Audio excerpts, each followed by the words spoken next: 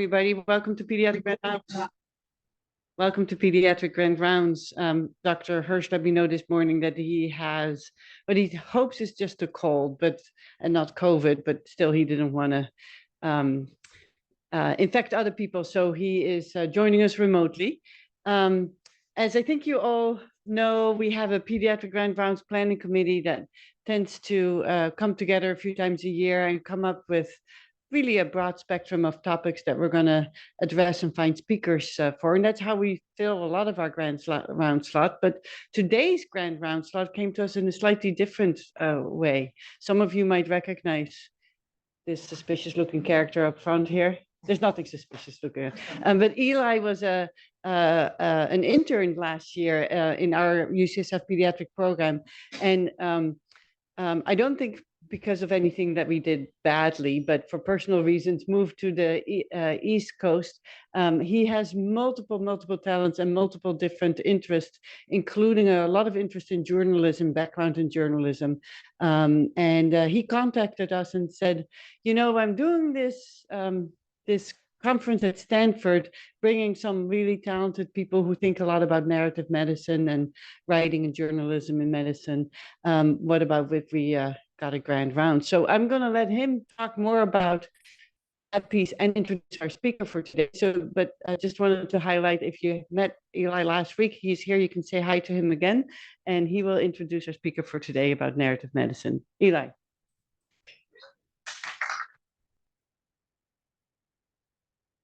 Yeah, just to be clear, I love this place. I love these people. I'm thrilled to be back. Sandrine, thank you for, I guess, indulging my very suspicious request. I've been told for years that I'm a sus character, so it's okay. I want to introduce our speaker. Before I do that, I would love to read the land acknowledgement, and that is that we would like to acknowledge the Ramaytush Ohlone people who are traditional custodians of this land. We pay our respects to the Ramaytush Ohlone elders, past, present, and future, who call this place the land that UCSF sits on, their home. We are proud to continue their tradition of coming together and growing as a community. We thank the Ramaytush Ohlone people for their stewardship and support, and we look forward to strengthening our ties as we continue our relationship of mutual respect and understanding. With no further ado, it is my distinct pleasure to introduce our grand round speaker today. That is Dr. Avir Mitra. Dr. Mitra is an assistant professor of emergency medicine and an assistant professor of medical education at the Icahn School of Medicine at Mount Sinai in New York. He's an assisted program director at Mount Sinai Beth Israel for the emergency medicine residency. He, before that, was a clerkship director at Mount Sinai. He has lots of research, but many of you may recognize his voice because he is a frequent contributor to and editor for Radiolab, which is just about the geekiest podcast that there is, and for many of us has ignited a hunger and delight when it comes to all things science. He's contributed stories elsewhere at NPR, at WHYY, including The Pulse, which is in Philadelphia, also one of the most revered science radio outlets and sort of podcasts out there. And he's an expert when it comes to health communication, whether that is between doctors and patients or between doctors and scientists and the broader community. So I look forward to learning from him today and alongside you all for this grand rounds. Dr. Mitra.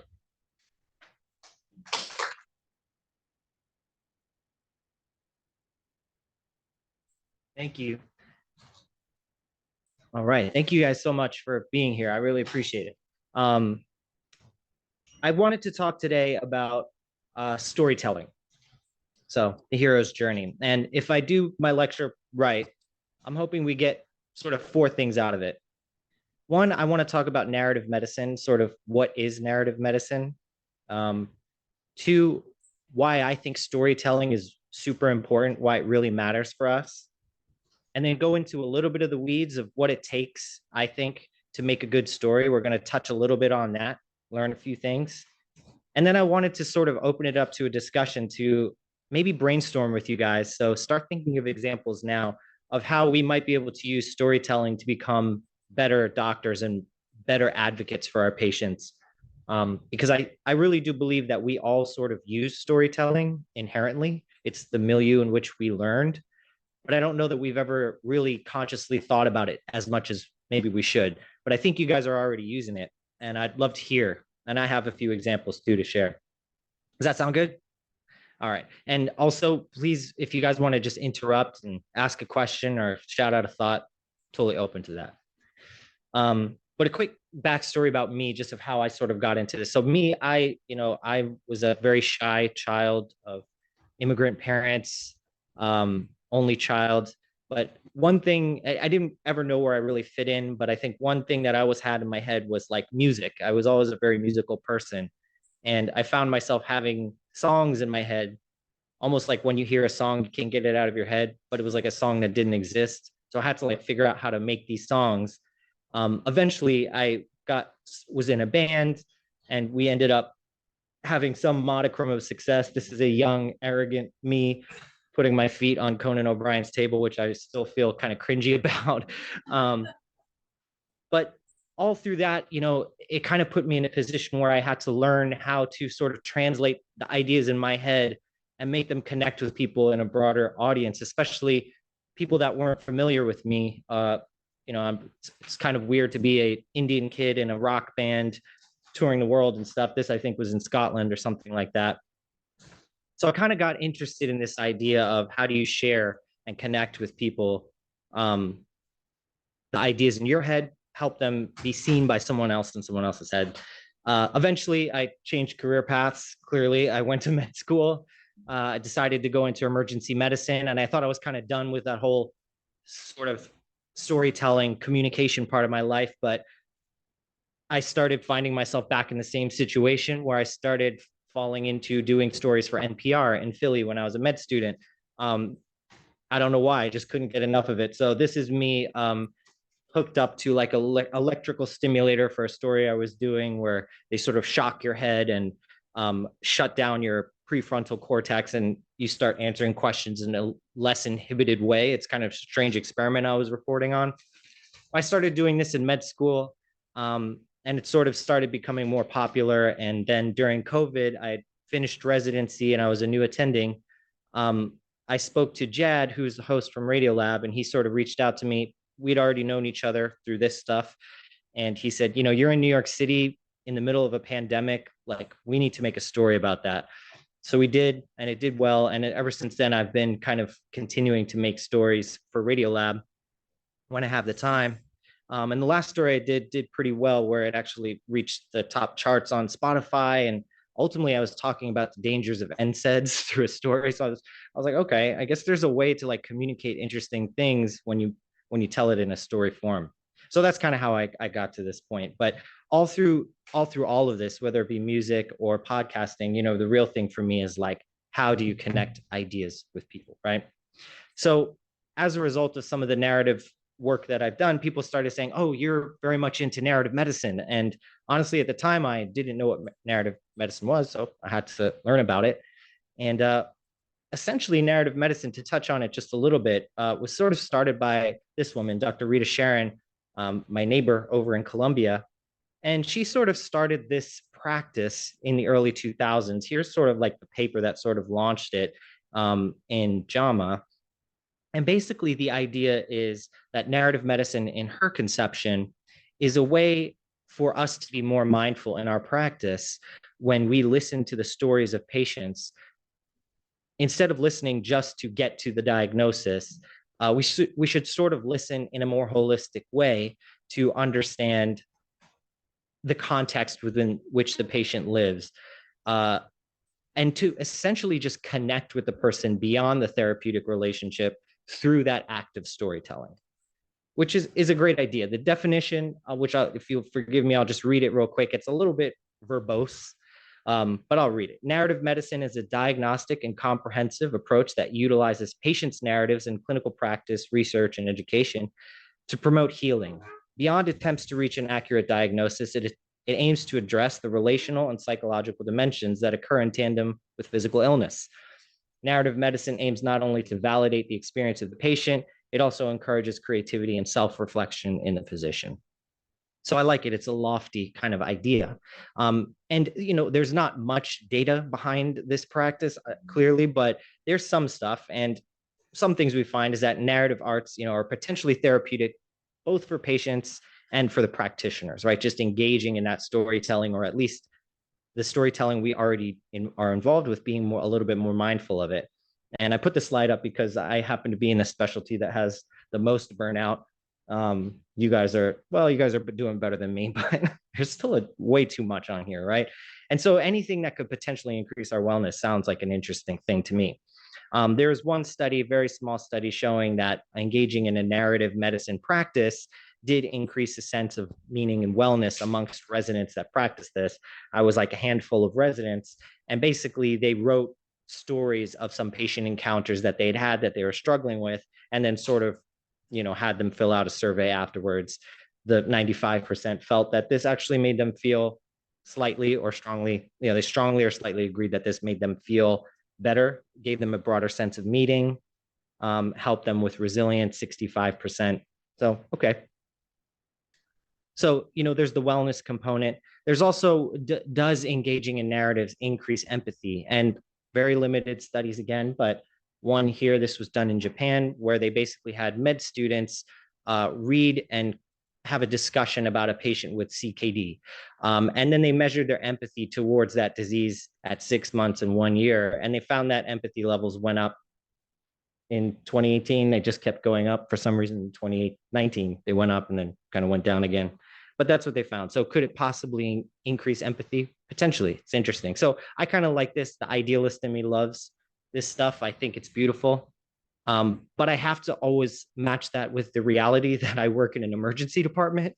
And quite frankly, I just don't have, there's no time to engage in these sort of things a lot of the time. And I think a lot of us are inherently would love to live in that type of world, but we're constrained by the realities of our practice. And I'm sure for you guys, residents, attendings, outpatient clinics, like you don't have time to sit there for that long. So, where do we go with this? That's sort of the question I was thinking about. And I think one thing that I come back to is that storytelling at the end of the day is a very important thing. Maybe we can expand our thinking about what we can do with storytelling beyond this traditional approach. One thing I know for sure is that storytelling, I believe, is the oldest and most innate, hardwired form of human understanding. If I think about it, I think storytelling probably predates even language, right? If you look at traditional dance, there's a story there. And this is the way we are wired to understand the world around us. Data shows the same thing. So if you put someone in an fMRI and read them an RCT, for example, you feed them data, you'll see certain parts of the brain light up, basically speech and language recognition, right? Wernicke's and Broca's errors will light up. And that's great. And you're trying to take that information coming through these two conduits and store it into your short-term, then transfer it to your long-term memory. On the other hand, when you tell someone a story and put them in an fMRI, essentially so many parts of the brain light up. The visual cortex, the olfactory cortex, right? Auditory. Essentially, they are living the experience themselves through mirror neurons, right? They are experiencing it as if they were there. So no surprise then that when you tell someone a story, it's almost like they were there and their retention goes way up of whatever fact you're trying to bury into that story, right? So I think that, to go back to that idea that this is the innate way that we learn, I think as physicians, we sort of forget this as we progress in our training. Over years and years, we've been sort of beaten in a nice way, but we've learned how to acquire data, right, through reading journals, right, or through sitting through lectures, and we've gotten really good at that. But I think a part of us has forgotten that this is not the way we like to learn, and most humans like to learn things. And I was thinking about if you really think about how, like, we take it for granted, but storytelling, look at a child, right? A child, attention goes everywhere, right? But when you tell them a story, they can maintain rapt attention almost indefinitely. I mean, it's incredible, right? If you look at all our religious texts, right, they're not laundry lists. I mean, there's 10 commandments, but but beyond that, right, these are mostly a collection of stories. This is just inherent to us. So I think if understanding how to storytell is really key to influencing, educating, and creating change, right? The unfortunate reality is that stories will always trump facts. That's just reality, right? We see this kind of on the news, I think, every day. Interesting study that sort of illuminates this. It's a researcher, Paul Slovic, and he wanted to find out what causes people, this study, he wanted to find out what causes people to donate to charity. And what he found is that when they told someone about the plight of one child, giving reached a certain percent. When they told someone about the plight of two children, that level went down. The more people, the more suffering, the less giving. And he called this something called psychic numbing. And essentially, you could see, I mean, we don't have to go through all the data. The gist of it is important, but like levels of concern went down when one child was in danger versus two. Levels of giving drop significantly. So, I think we see this in our lives. Myself, I really related to this when I thought about it, because I remember I was a new attending when COVID happened, and I felt overwhelmed with what I was seeing in the emergency department, right? Just I'm showing up to work every day, working extra shifts, and it's just patient after patient coming in, getting intubated, dying, and trying to communicate this with the outside world felt very frustrating, and it was hard to communicate, right? If I told them about one patient I had that passed away, they would have a lot of empathy. But when I'm thinking like today in New York, 4,000 people died. Like, how do you even wrap your head around that?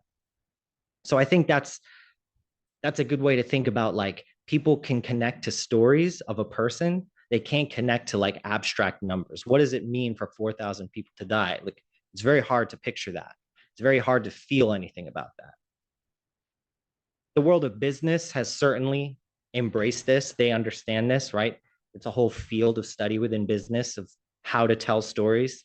It's becoming more and more important, right? Because they realize that the world is overwhelmed at this point with content, with data, with voices, with facts. There's just too much of it. So if you really want to cut through that, you have to weave a story together. And that story is the only way to reach somebody. So they realize that their brand essentially has to come with a story in order for it to make sense.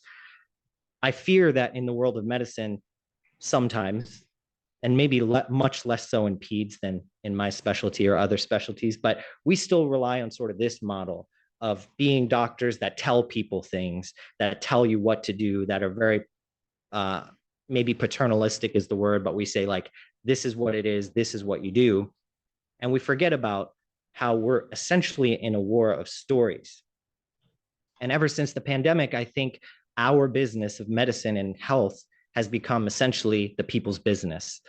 They have very strong opinions about what we do. They think about the things you guys do, whether or not to vaccinate children, right? These are issues that used to be in our purview alone. And we used to say, like, come to us, we'll tell you what to do. And now people have very strong opinions. And quite frankly, I think some of the stories that they're telling are a lot better than the stories we're telling, right? You can hear some amazing stories of one person who had vaccine-induced myocarditis, very moving stories. How do you paint a story of the millions of children who were vaccinated without any problem or who avoided disease because of that? That's a challenge for us. So again, how do you connect these ideas? How do you put your ideas into someone else? So to expand sort of the idea of narrative medicine, going back to that, right? Narrative medicine traditionally, as Dr. Sharon envisioned it, was us listening mindfully to the narratives of our patients, which I think is great. A different layer that came out about 10 years ago was in the narrative arts was sort of having medical students and learners access or talk about paintings or literature or sculpture and observe, like learning to observe art in the same way that you would learn to observe a patient. So those are the two established strands of narrative medicine. I would suggest that I would love to add a layer, post-COVID narrative medicine, in which we should be a bit mindful of the stories we tell our patients. How can we tell stories to our patients? How can we tell stories to our learners, right? How can we help them remember things by putting things in story form? The public, the most important thing. How can we start to communicate with the public in a way that engages them through story? Because we have to leverage the things we know and the things we care about if we really want to make a difference in the world as it's developed. And leaders, right? Political leaders, administrative leaders. And then I won't touch on this too much, but what are the stories we tell ourselves about what we do, you know?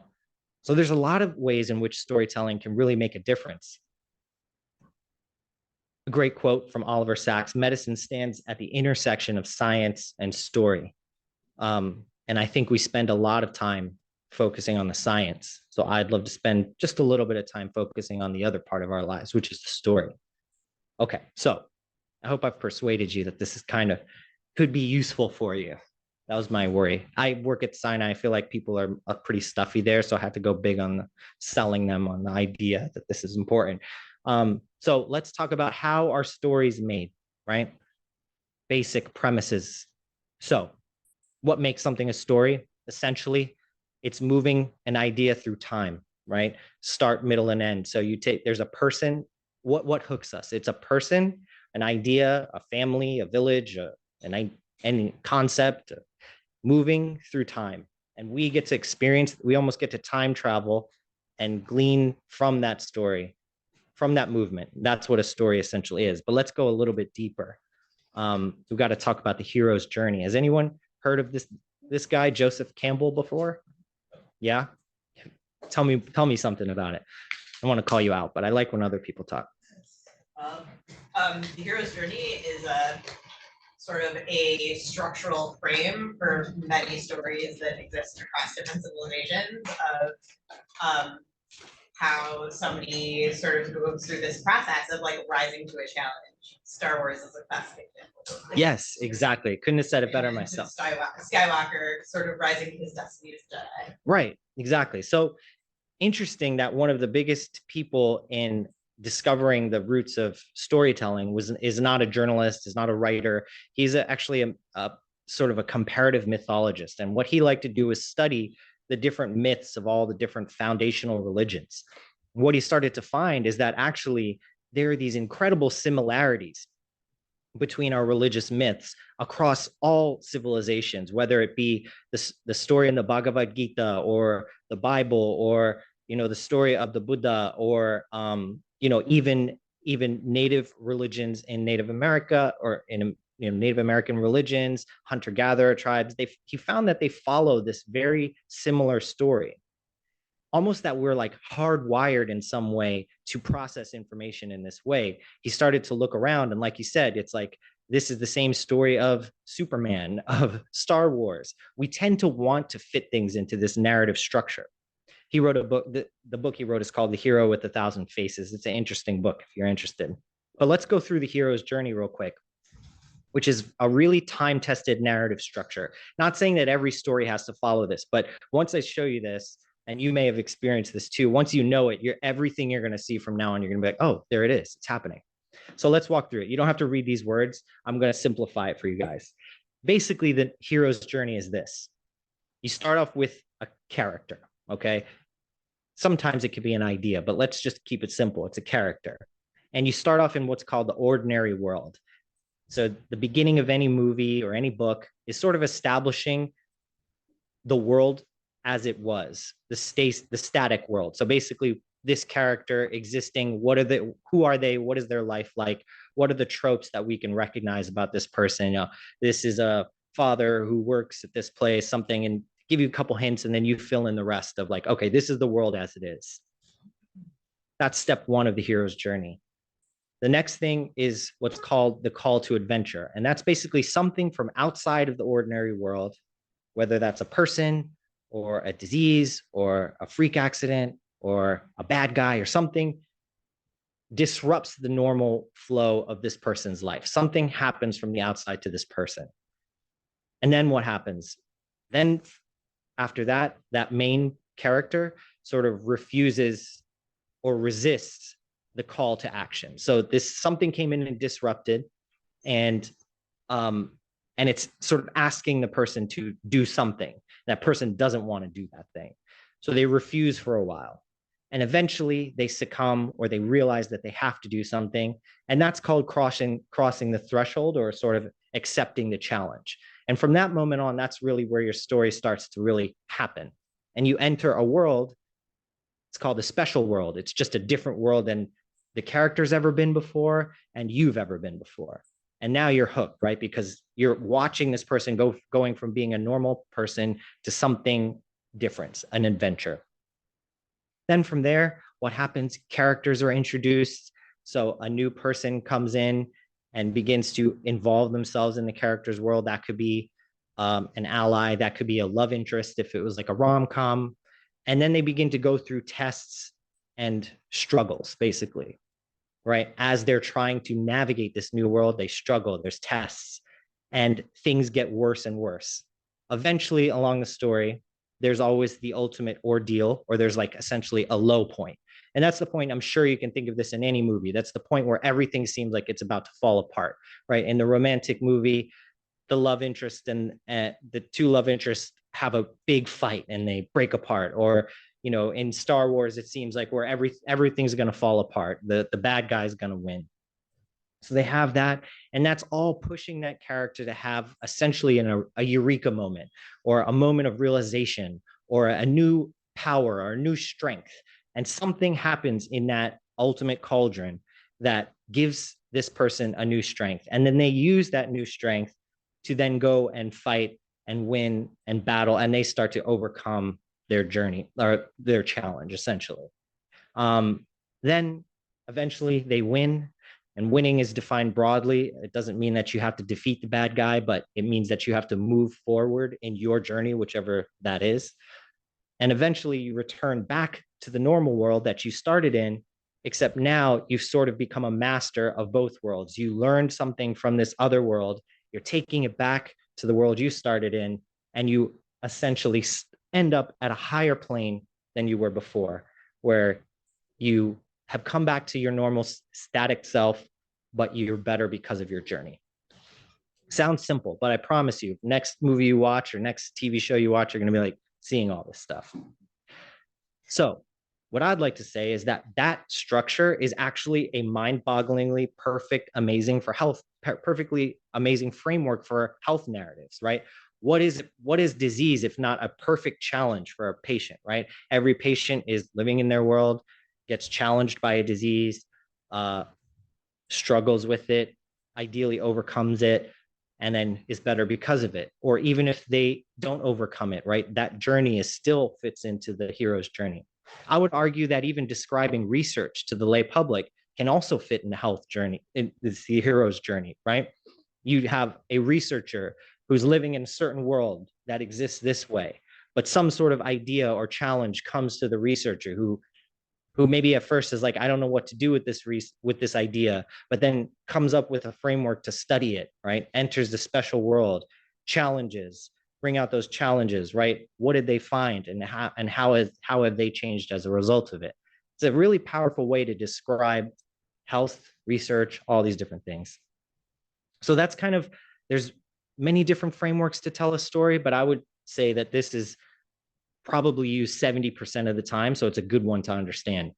So that's how to make a story. What makes a story good? I'm going to share some insider info from Radiolab of basically how they go about assessing how strong a story is going to hit with the public. I'm going to share the criteria that essentially they use. So what makes a story good? And again, not every story is going to have all of this, but if I want you to take something from this, it's that you can kind of have this in the back of your mind when you're telling a story, even if you're telling a story to your friends at a bar, right? The more of these it checks off, the more enthralled your listeners are going to be. So character, right? As physicians, scientists, we tend to focus on the what a lot of the time. That's how we think, right? What happened? What is the result? What is the thing? It's important to focus on the who, right? We tend to focus on facts, but try to focus on a character and let the character be the conduit for the facts that you want to explain. And that's a much more memorable way to tell a story. Arc,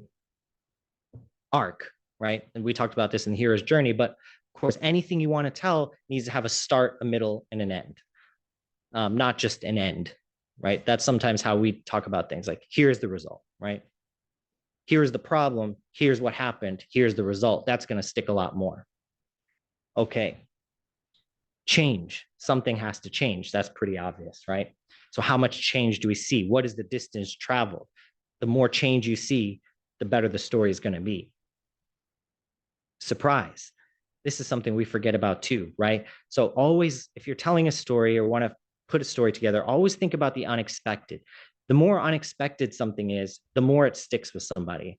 If you can read the title and guess the end, then it's not going to be memorable. You may get someone to click if it's clickbait, but likely that it'll just go in one ear and out the other, right? So always do surprise. Like I always think about this, instead of having stories about, say, smoking, you know, how smoking is bad, right?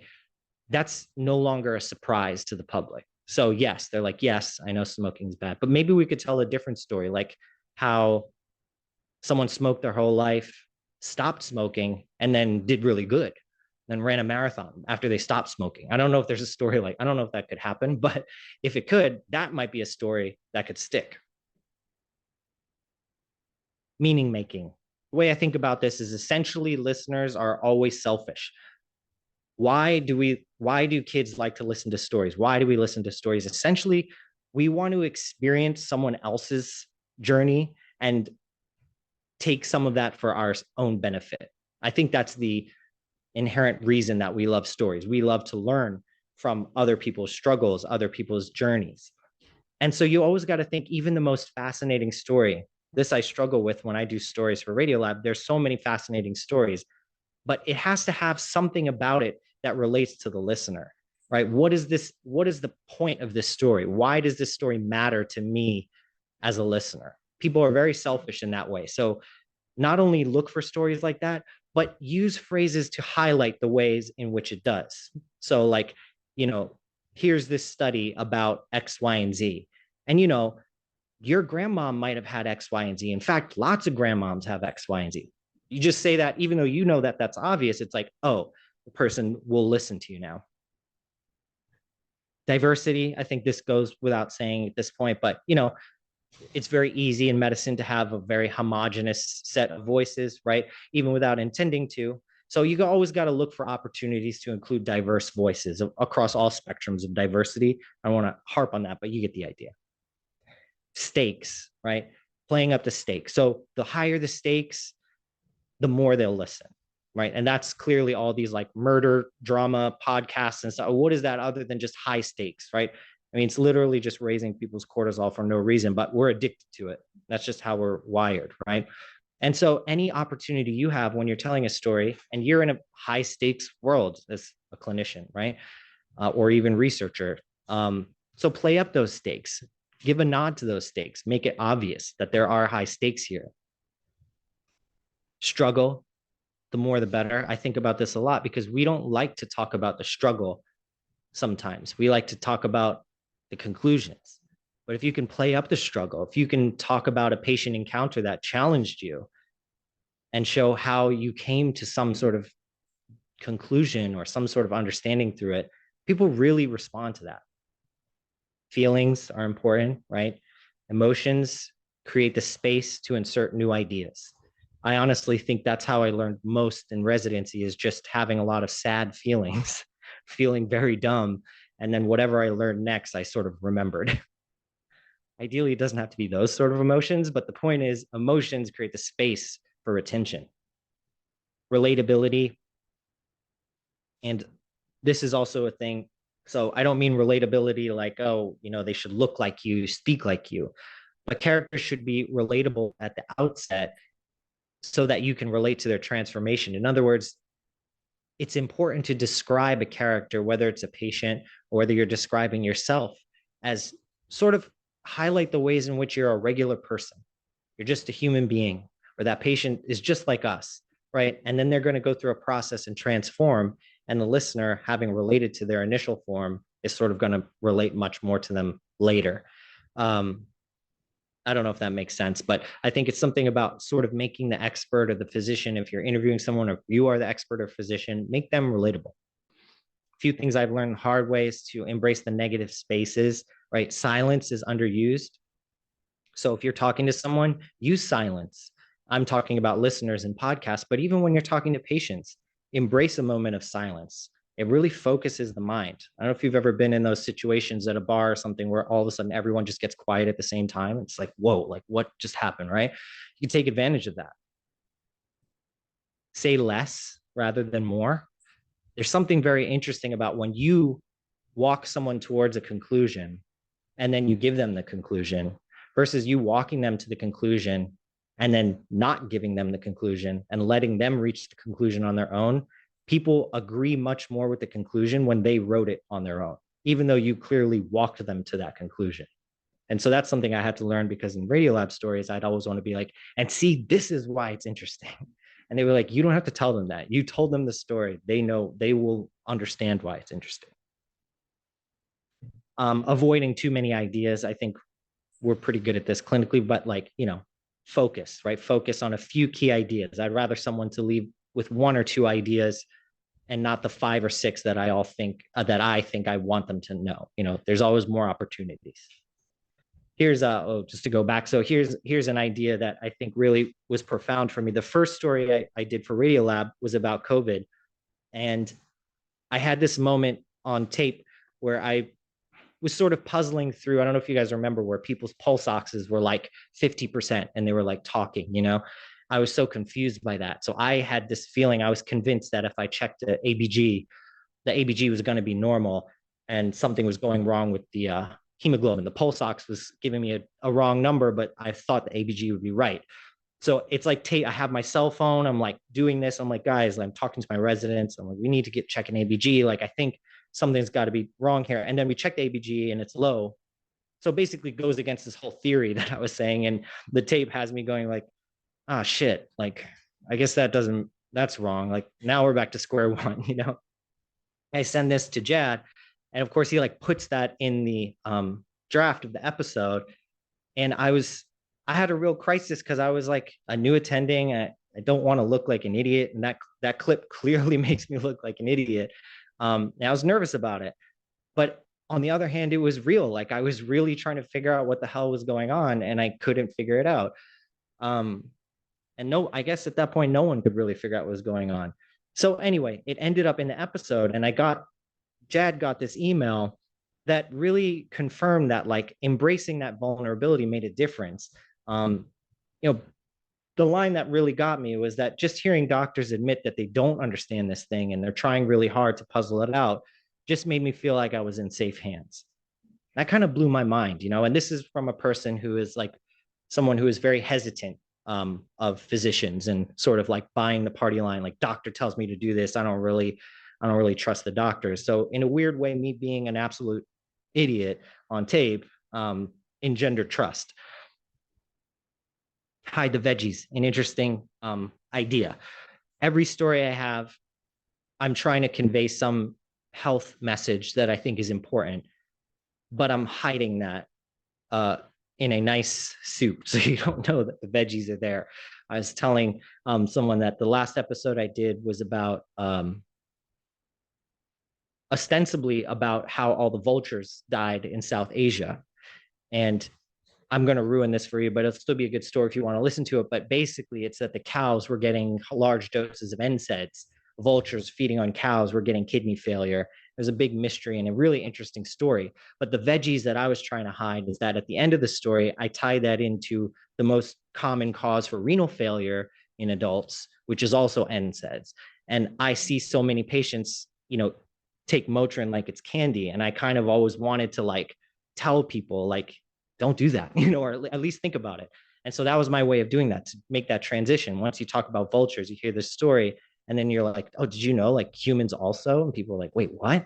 I've had so many people come up to me afterwards and talk to me about that. It's interesting. Here's another example. I got called to do a story about Madonna when she was in the ICU to give some quotes.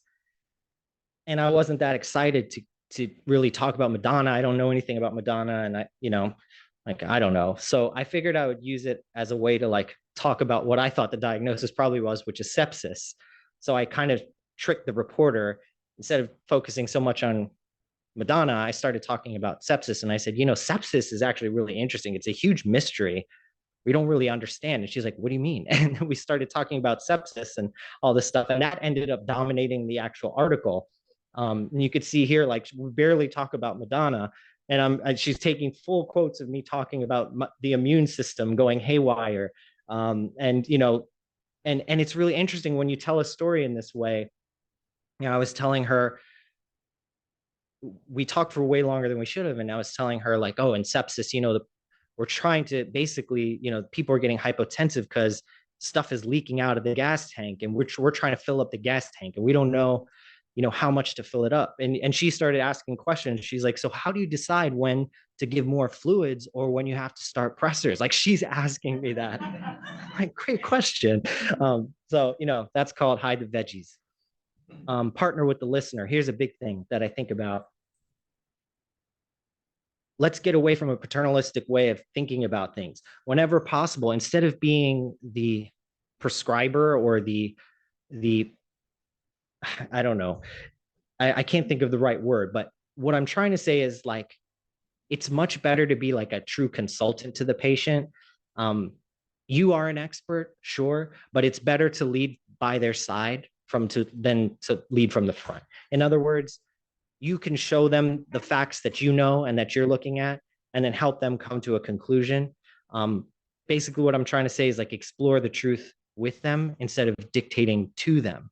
I think this works really well. I practice in New York, and there are some very skeptical patients that I encounter every day, right? So the best way for me to get over that is to not be like, let me tell you what to do. I'm gonna say, yeah, like, here's a couple things I've learned over the years. Like, let me share with you kind of how I'm thinking through this.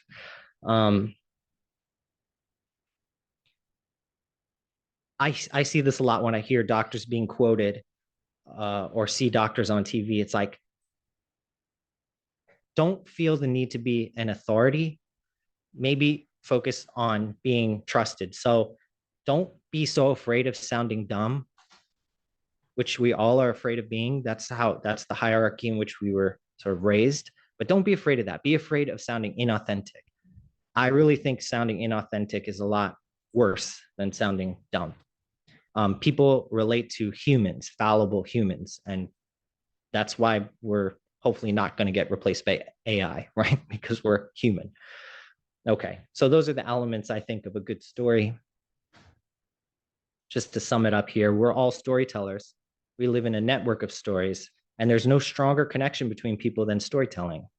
So I kind of wanted to open it up to you guys to ask you and learn from you about any places in which you may be using these things already subconsciously.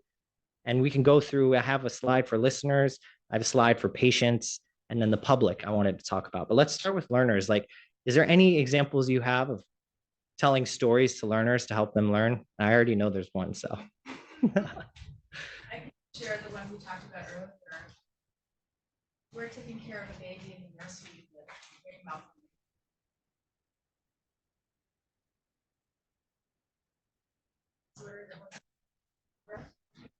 So often what I like to do is just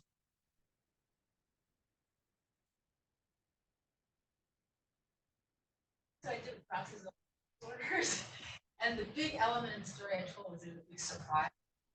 Whenever I tell this story, I always, light up, and they'll remember process of disorders. That was just. It's a great example. Any other ideas for teaching using story? Yeah. So I'm a first year resident, and I was medical school. I helped. I was in Texas, and I'm going to care for transit. And considering the underrepresentation of like queer and trans medicine, I American Medical Association was able to allow and fund trans identifying patients to come speak to the larger audience of that were at their experiencing. Be able to use storytelling and not us telling someone else's story, but like handing over the microphone, allowing these communities to speak for Yeah. people that are making decisions for them a lot of the times policy wise. Yeah, that's great. So that, the comment is just to repeat into Zoom that having patient, creating a scenario in which patients can tell their own stories is so much more powerful. That's amazing. One idea I had is that when I used to run the clerkship, I would say, for example, be teaching about AFib. And I'd ask the med students like, okay, what do you know about AFib? And I would just hear a barrage of like word salads come out at me like, ectopic foci, irregularly irregular. And so I started challenging them to like, okay, explain like I'm 5 or like, tell me the story of AFib.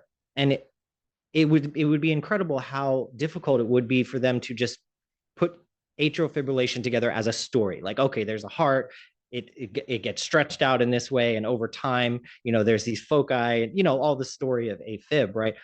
Get them to tell you a story, and that's when they really understand it. So that's another example I have, but these are all great examples. Let's move on because we're running out of time. Patients, does anyone have any example of how they may use storytelling with patients that they'd like to share? No? Okay, I'll share one. Sometimes I find myself battling with patients on like to do things, right?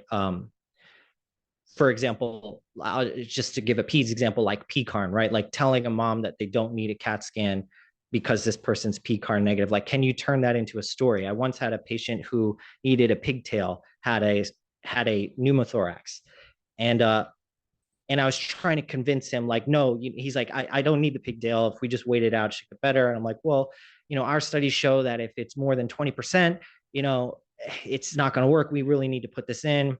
Just wasn't responding. So then eventually I was just like, I had a guy just like you the other day. He was saying the exact same thing. And he's like, oh, so what happened? And I just told him it wasn't actually a true story, it's sort of a composite story. But I told him a story of a guy who came in with a very similar thing to him, really hated needles and didn't want to do any of this stuff. And he's like, so then what happened? I was like, yeah, we put it in. It took like a couple minutes and he just felt so much better afterwards. And the guy's like, all right, whatever, fine, just do it, So that's an example of that. But this is the one I want to focus on the most with the time we have left, is the public. And I would say if you're interested in public health, if you want to make an impact in the world, and obviously we make an impact through our research and through seeing patients, but there's ways to sort of amplify that impact and leverage all the things you guys know to make a bigger impact. And that's by engaging more with the public. And I think our voice is sort of missing from the dialogue as much as it could be. So a couple of ideas I have, or there's all these different places like Substack. I don't know if you guys have heard that, but it's basically an app that's allowing like content experts to be the primary communicators about a certain thing. So it's like, instead of reading about, the local state Congress from, a journalist, you can read about it from an actual page who's working there and has become an expert and wants to share insider information. And so you guys could all be on Substack creating content. Obviously, there's all these other social media channels and YouTube and Reddit, Twitter, we know about that. But also there's local media that's always looking for physicians to explain something to them. You can always, these people have very strict deadlines. So if they know someone, they'll just call that person. So you could always reach out to local media and say, like, I'm available if you ever need this. They'll put you on a list and then they'll start calling you for things. And then you'll have your opportunity to answer their question, but also hide your own veggies in the conversation. Hospitals usually have some communications committee that you can get involved in. I was just telling Ellie that like yesterday I spoke at this event called Nerd Night, which is like it's like basically TED Talks in a music venue setting where you give a talk about something nerdy that lasts 20 minutes. And they're like dying for content. There's like 200 people out there, rapt attention to whatever people are talking about. Like, all of you should be giving a talk there about whatever you're passionate about. Because at the end of the day, it's kind of this idea that like we may be the best runners in the world, but when other people are using much more leveraged means of moving around, such as that, car, like we're never going to catch up. So I would encourage you guys to really get involved as much as possible if you want to make an impact in the public health. Okay, I'm running out of time. So real quickly, this is a study that the guy who wrote an episode for ER happened to be a physician, wrote a paper about it, and they just measured the impact that it have. Like people learned so much about HPV after they had an episode of HPV. People were able to identify that it's even associated with cervical cancer 1 week after the episode. Of course, they forgot some later, but don't we all? I was going to share a video, but I think we're out of time. But basically, you may have heard of this person, Dr. Mona Hanna-Attisha. She's a pediatrician in Flint, Michigan, and she was the one who basically broke the story about lead contamination in Flint. And she did that. The research she did was not that exciting. They already knew that there was lead in the water. So she just took lead levels on a couple kids in the area and found out that it was higher. Okay, that's exciting. But what I thought was interesting is that she submitted her paper, but before it was even accepted or peer reviewed, she started reaching out to news outlets. She held a press conference. She started making a bunch of waves and really telling the story in a very human term. I have some clips, but you can look on YouTube to see how she tells a story, but it's really incredible just to see. She literally used all the things we talked about, playing up the stakes, the feeling, taking a character, and it really resonated with people. And I believe the reason it changed so fast was because of her storytelling more than her research. We'll skip this actual thing. So I hope we covered this. What is narrative medicine? Why does storytelling matter? What are some tips and tricks to make a good story, and a few ways that we could potentially use storytelling to better leverage the things we're good at and that we care about? In a world of data overload, the best stories stick. So what stories do you want to tell? That's my challenge for you. Thank you guys so much.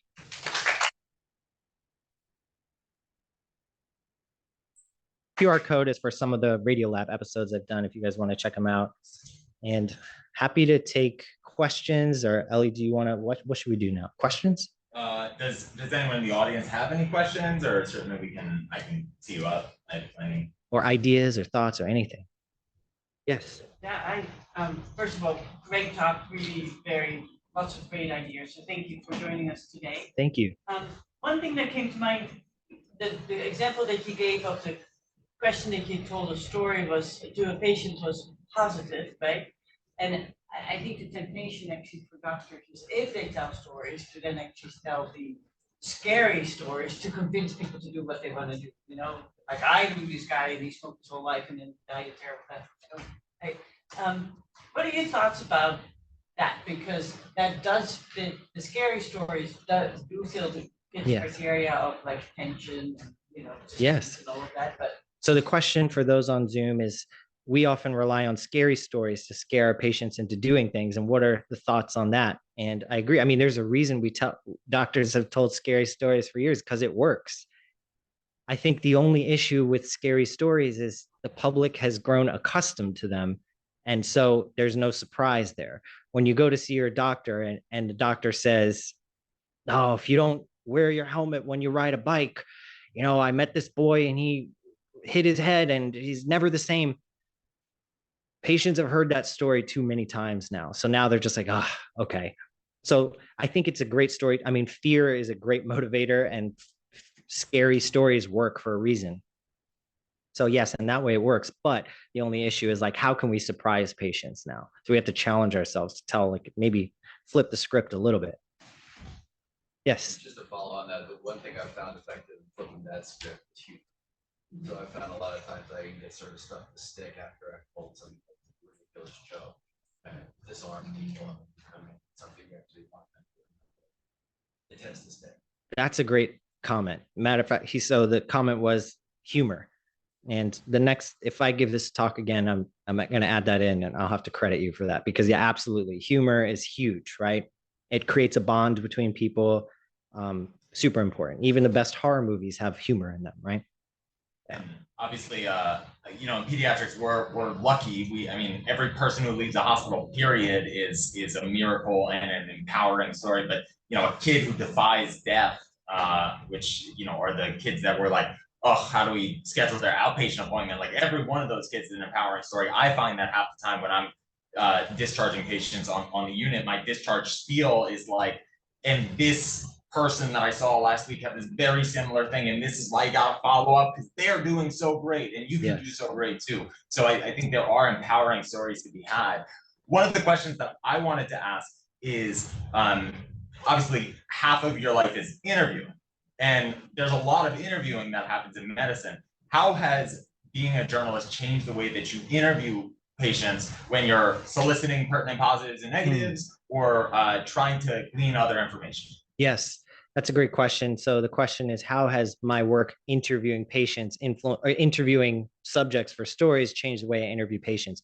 One thing I learned when interviewing subjects for science stories is I stopped telling them I was a doctor because I was messing up the whole interview. I would only tell them after the interview, because once they knew I was a doctor, they would speak to me totally differently. And they'd be like, oh, yeah, the microassay showed this. And it was just, I was like, but tell me like I'm not a doctor, so it's better if I play dumb. So I play very dumb in my interviews. I say the dumbest things. I would be embarrassed to show you. I had an interview with the guy who discovered mTOR, right? And he's saying, so we did the assay and we found this new receptor. I'm like, okay, but how did you do it? He's like, we used rat neurons. And I was like, so what you're saying? And so eventually he just got so frustrated with me. He's like, we put rat brains in a blender. We blended them up. Okay. And we put in this receptor, and then we just saw that it was attaching to these rat brains. Okay. And like, that was the quote we used because it was so perfect.